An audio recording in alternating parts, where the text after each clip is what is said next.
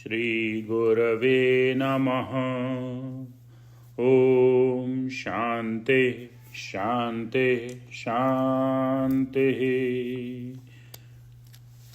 गुरुर्ब्रह्मा गुरुर्विष्णु गुरुर्देवो महेश्वरः गुरुर्साक्षात् परब्रह्म तस्मै श्रीगुरवे नमः।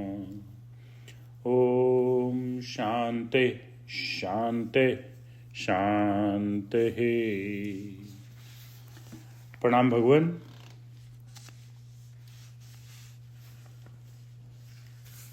संत ज्ञानेश्वर जी महाराज की श्री ज्ञानेश्वरी जो गीता पर उनका भाष्य है, ये भगवान चल रहा है और पहले अध्याय के 11वें मंत्र तक का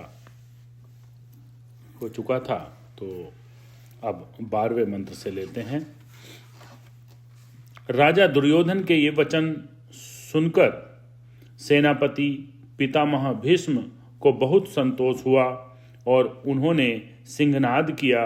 वह नाद दोनों सेनाओं में अद्भुत प्रकार से गूंजता रहा।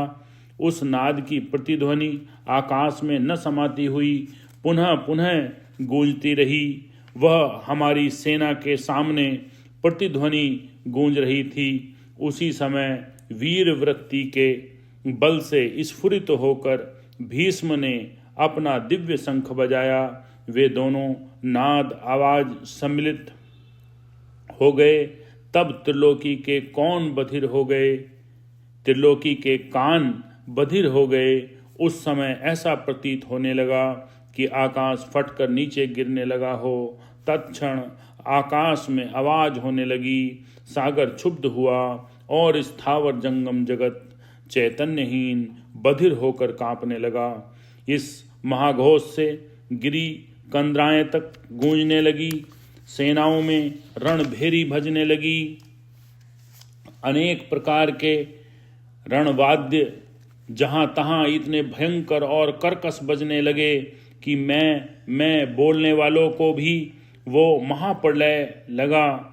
नगारे, डंके, ढोल, शंख, बड़ी झांझ और रणसिंघे और महायोद्धाओं की भयंकर गर्जना, इन सब की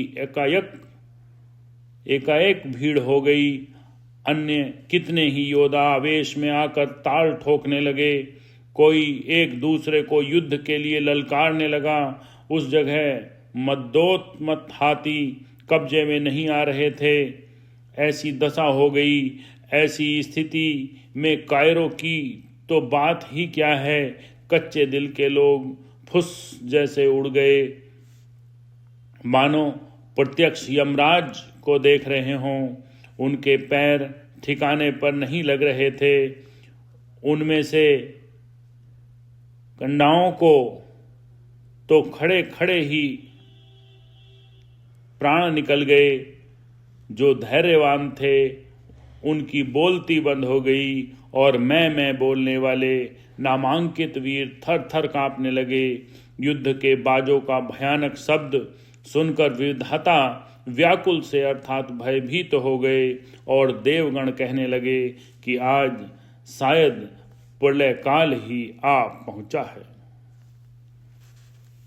वह भयानक कोलाहल सुनकर जब स्वर्ग में इस प्रकार की चर्चाएं हो रही थीं, इतने में ही इधर पांडवों की सेना में क्या हुआ उसका हाल भी जरा सुने।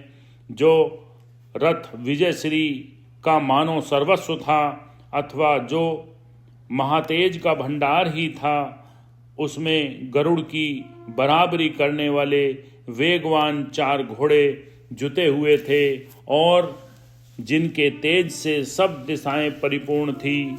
जो दिव्य रस ऐसा शोभायमान हो रहा था जैसे कि पंख युक्त मेरु पर्वत हो। सोच लो, जिस रथ पर सारथी का काम करने वाले प्रत्यक्ष वैकुंठ के राजा श्री कृष्ण हैं, उस रथ के गुणों का क्या वर्णन करूं। रथ पर लगाए हुए पताका के ऊपर जो वानर मारुति हैं वे प्रत्यक्ष शंकर हैं। क्या बात है। और शांगधर्य श्री कृष्ण अर्जुन के सारथी थे। अब देखिए यह प्रभु की कितनी अद्भुत बात है। उस परमात्मा का अपने भक्तों के प्रति कितना विलक्षण प्रेम है कि उसी प्रेम में आबद्ध होकर वे अपने भक्त अर्जुन के रथ को स्वयं ही हाँक रहे हैं। ऋषिकेश ने अपने भक्त पार्थ को तो अपने पीछे कर लिया और स्वयं उसके आगे होकर लीला से उस कृष्ण ने अपना पांचजन्य नामक शंख बजाया। उसकी वो भयंकर आवाज गंभीर रूप से घूमती रही। जिस तरह उदित हुआ सूर्य नक्षत्रों को ढक लेता है, उसी प्रकार कौरव की सेना में जहां तहां डुमडुमाने वाली जो वाद्यों की आवाज अर्थात कोलाहल थी, वह उस शंख के महानाद से कहाँ नष्ट हो गई, उसका कुछ भी पता न लगा। उसी प्रकार बाद में अर्जुन ने अति गंभीर आवाज से देवदत्त नामक अपना शंख बजाया। उस समय दोनों शंखों की ध्वनियां परस्पर मिलते ही ऐसा प्रतीत होने लगी कि मानो इस ब्रह्मांड के टुकड़े टुकड़े हो जाएंगे, ऐसा लगने लगा। इतने में आवेश में आकर भीमसेन ने महाकाल भांति उत्तेजित होकर पांडव नामक महाशंख बजाया, जिसकी गंभीर गर्जना प्रलय काल के मेघ के समान हो गई। बस तत्क्षण राजा युधिष्ठिर ने, धर्मराज ने अपना अनंत विजय नामक शंख बजाया और इसी प्रकार सुघोष नामक शंख को नकुल ने व मणिपुष्पक नामक शंख को सहदेव ने बजाया। इन दोनों की ध्वनि से स्वयं यमराज काल भी घबरा उठे।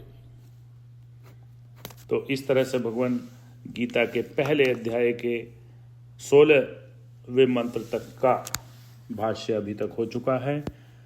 अब इससे आगे कर लेंगे। ओम शांति शांति शांति। प्रणाम।